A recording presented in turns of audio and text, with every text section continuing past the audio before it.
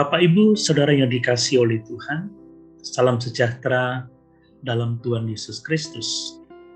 Kita masih merenungkan firman Tuhan dari Injil Matius pasal 6 ayat 25-34 dengan tema prinsip-prinsip mengatasi kekhawatiran. Dan pada kesempatan ini saya akan mengemukakan prinsip yang ketiga, yaitu bahwa untuk mengatasi kekhawatiran, kita harus mengenal betapa berharganya kita di mata Tuhan. Untuk itu, saya akan membacakan Matius 6 ayat 26. Demikian firman Tuhan. Pandanglah burung-burung di langit yang tidak menabur dan tidak menuai dan tidak mengumpulkan bekal dalam lumbung, namun diberi makan oleh Bapamu yang di surga. Bukankah kamu jauh melebihi burung-burung itu? Perhatikan, dalam hal apa manusia dan khususnya kita orang percaya lebih berharga daripada ciptaan lainnya? Harus diperhatikan bahwa Kristus tidak mengatakan dirinya sebagai Bapa dari burung-burung itu. Dia mengatakan bahwa Bapa dari para murid yang memberi burung-burung itu makan. Kristus kemudian berkata, bukankah kamu jauh melebihi burung-burung itu? Burung tidak diciptakan menurut gambar dan rupa Allah. Burung bukanlah anak-anak Allah atau sesama ahli waris dari kerajaan surga bersama dengan Kristus. Tuhan menjadikan manusia sebagai mahkota ciptaan. Dalam penciptaan kembali yang terjadi melalui kelahiran baru, Tuhan menyatukan kita dengan Kristus, yang mana Kristus mendiami hidup kita. Kita tentu lebih berharga daripada burung-burung, daripada bunga bakung, dan daripada rumput. Bagaimana Tuhan harus memastikan bahwa kita memiliki semua kebutuhan kita di dalam Dia? Tuhan tidak menjanjikan akan memenuhi semua keinginan kita. Terkadang kita khawatir dengan apa saja yang kita inginkan, tetapi Tuhan berjanji akan memberikan apa yang kita butuhkan. Rasul Paulus dalam Filipi pasal 4 ayat yang ke-19 menuliskan, Allahku akan memenuhi segala keperluanmu menurut kekayaan dan kemuliaannya dalam Kristus Yesus. Bapak, Ibu, Saudara yang dikasihi oleh Tuhan, oleh karena itu, kekhawatiran kita terjadi karena kita tidak memahami betapa berharganya kita bagi Tuhan. Dalam Roma pasal 8 ayat 31-32, Rasul Paulus mengatakan, sebab itu apakah yang akan kita katakan tentang semuanya itu? Jika Allah di pihak kita, siapakah yang akan melawan kita? Ia yang tidak menyayangkan anaknya sendiri, tetapi yang menyerahkannya bagi kita semua. Bagaimanakah mungkin ia tidak mengaruniakan segala sesuatu kepada kita bersama-sama dengan Dia? Bapak, Ibu, Saudara yang dikasihi oleh Tuhan, jika Tuhan telah memberikan yang terbaik untuk kita, yaitu anaknya sendiri, bagaimana mungkin Dia tidak akan menyediakan semua yang kita butuhkan?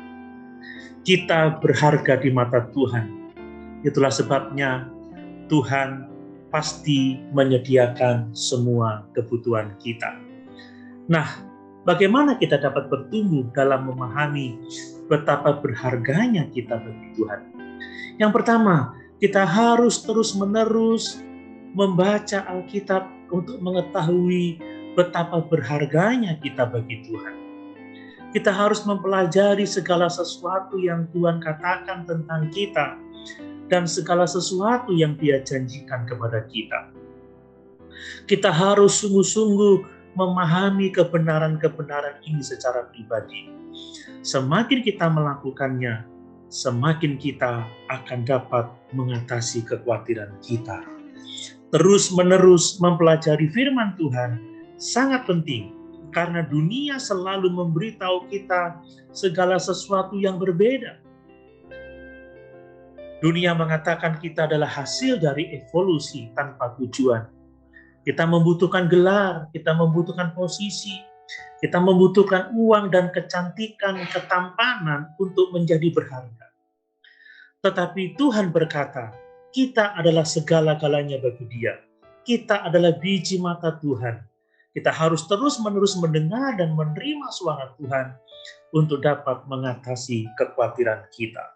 Yang kedua, kita harus terus berdoa untuk memahami betapa berharganya kita bagi Tuhan.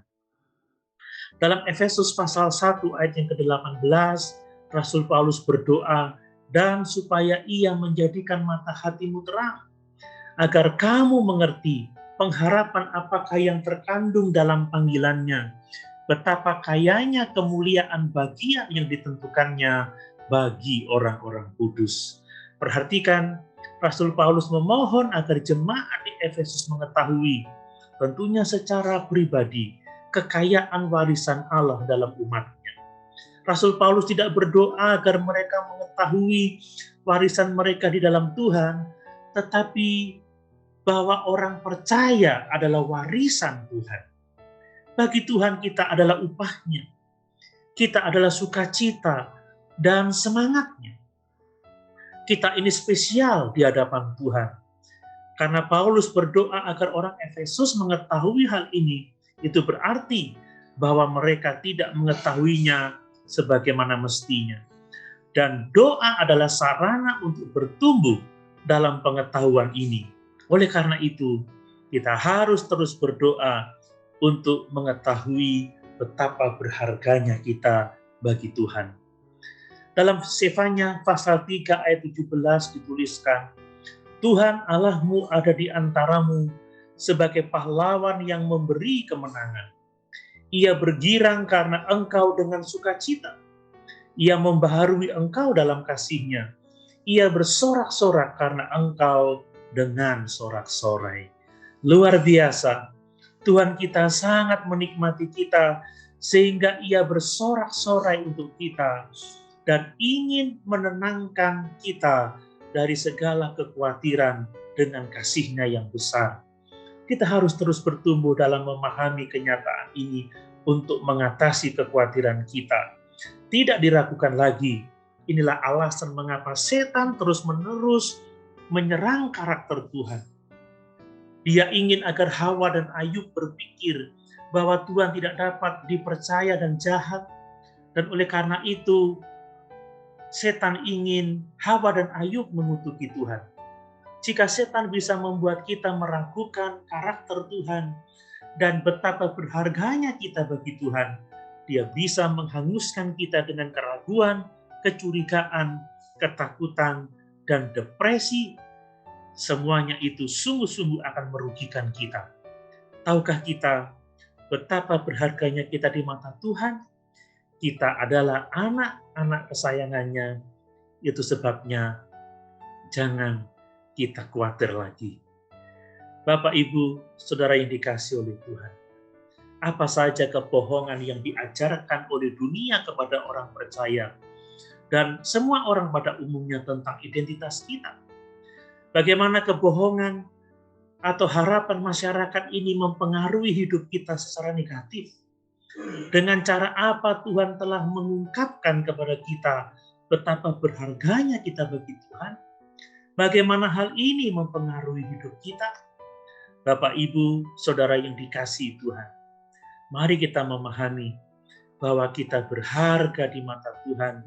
Kita adalah anak-anak kesayangannya, dan oleh karenanya kekhawatiran akan pergi dari hidup kita. Haleluya. Tuhan Yesus memberkati.